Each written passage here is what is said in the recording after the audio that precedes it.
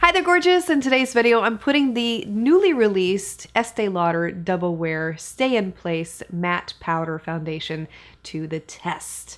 This retails for $42 and there are a lot of fabulous claims being made about this one all over the place. So I wanted to put it to the test myself. There are a number of different coverage levels that you can get with this powder, so I'll show you a couple of those up close today.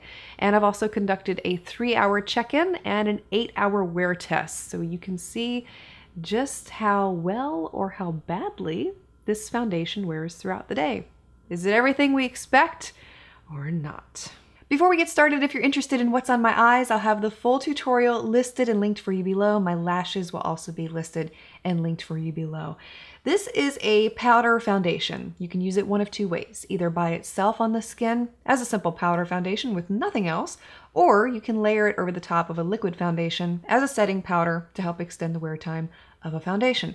But today I'm going to be testing it all by itself. Nothing has been applied to my face at this point except for concealer. I do have a concealer and the one I'm using is the ColourPop No Filter. No primers, nothing to help extend the wear time because I really want to test out how good the formula is.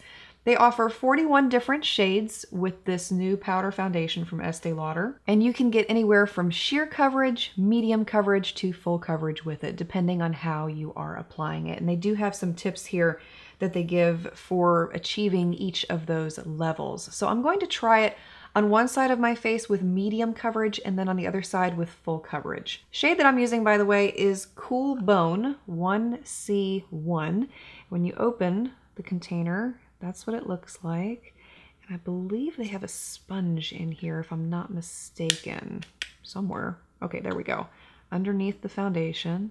And they said that the sponge had two sides to it. One side is more velvety, the other side is more sponge-like. And that is true. You can feel the velvet finish on this side and it's more spongy on this side. Per the instructions here, they tell you to use the sponge side for full coverage, the velvety side for medium coverage, and if you want sheer coverage, you can also wet the sponge. I'm not going to be doing that today. I'm using the sponge completely dry, and I'm going to take the velvety side first with some of the product and begin to tap it into this side of my face.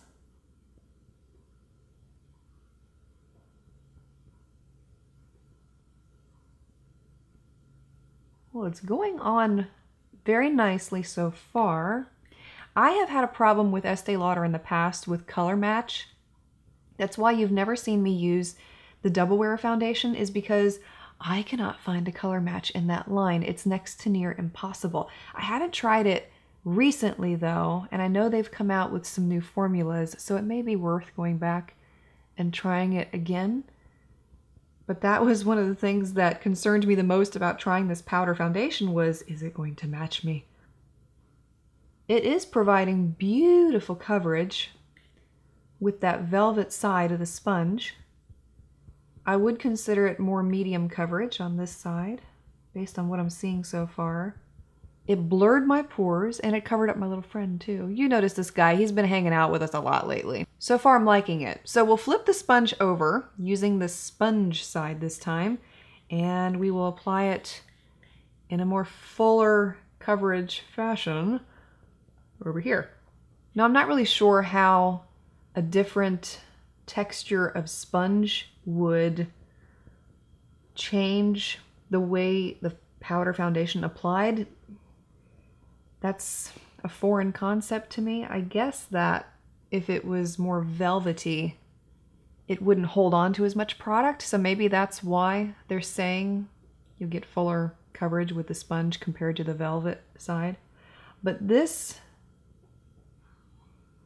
is not covering my pores as well as it did on the other side. I'm struggling to cover my pores, and you can still see them.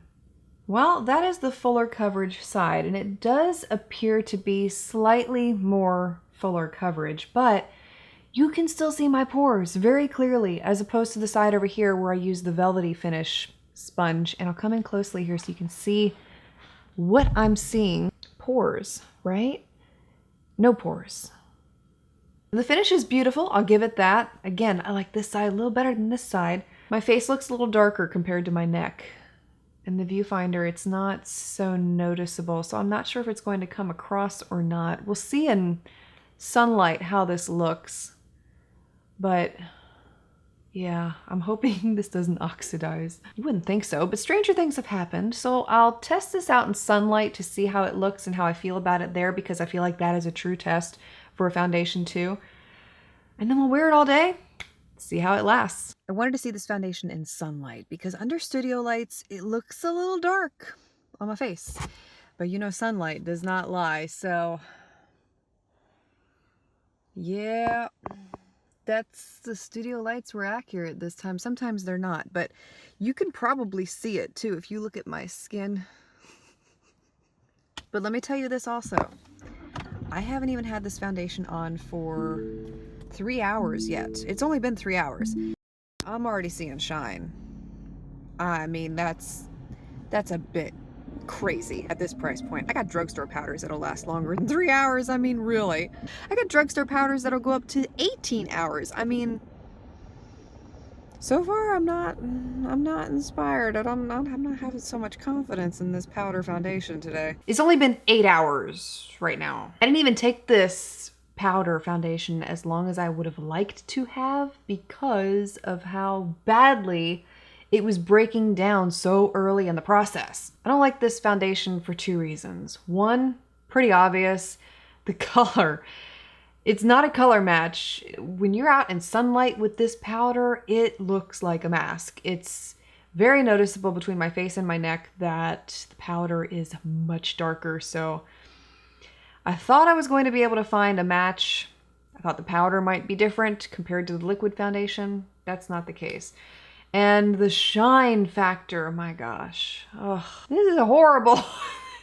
This is not right. Not at this price point. So sadly, yes, this is not one that I can recommend for those of us with oily skin. I'd say skip it. Anyway, I hope you found this helpful. If it's one that you have been considering, let me know your thoughts on it. Thank you so much for taking the time to watch. I look forward to seeing you again tomorrow.